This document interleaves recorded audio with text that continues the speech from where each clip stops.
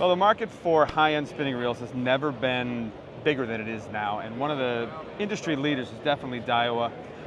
From the Cape Cod Canal to offshore jig and pop for tuna, I mean, one of the biggest things you want is a reliable drag. These guys have innovated to a level that we haven't seen before. Chris is going to tell us all about it right now.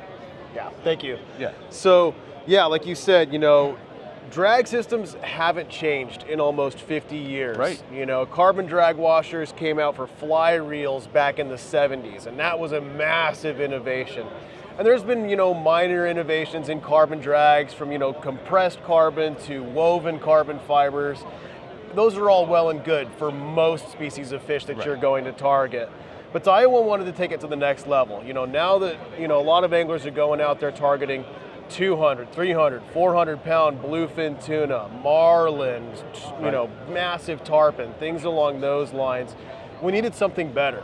For sure. And carbon drags, with that grade of fish, when those fish take a 300 foot, 400, 500 foot drag run, those burn up your carbon drags pretty quickly. No doubt. And so what we did in a lot of our testing is we found out that a carbon drag will actually deteriorate and you will lose drag pressure over the course of a fight. So we wanted to change the game on that. So we came out with the new 2025 Saltiga G models. Okay. And what we did differently in this series is we've developed what's called the DRD drag system, Dura roller drag. Okay. And what that means is on the 18,000, 20,000, and 25,000 sizes, they use our metal DRD drag washers. The previous generation, this one right over here, used to still use the carbon drag system. So we'll talk about what the difference is there here in a little while. But I want to show you a little bit of a close-up on these actual drag washers. Let me hold it. Thank you. So if you'll come in tight here, this is the DRD system right up top.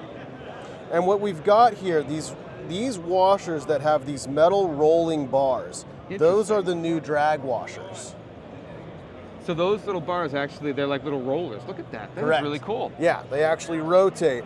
And so what ends up happening is they're obviously compressed by the metal washers that sandwich them to continue to apply that drag pressure onto those washers.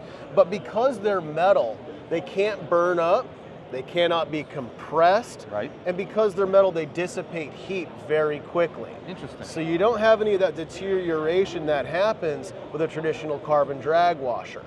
So again, the guys that are targeting bigger grade of fish, not going to be a problem. You set that thing for a 30-pound drag at the beginning of a fight, when the fight's done, it's still going to be at 30 pounds of drag. It's funny because you said that about the metal drag washers when we got here, and I was like, man, that sounds like it would be noisy or something, but these rollers are incredible. That's so cool. Yeah, I mean, go ahead and pull the line off that and, pull on the drag system, and you will feel, it's just as smooth. Oh, I believe it. As you would expect. Probably going to have to from back this drag off a little bit. But yeah, it's super smooth. I might even be smoother. Yeah. I mean, which really isn't a surprise given the rollers, but that's really cool. Yeah. That's superior innovation, man. So we did a test with these, like you were talking about a little while ago. Yep. Comparing the heat signatures.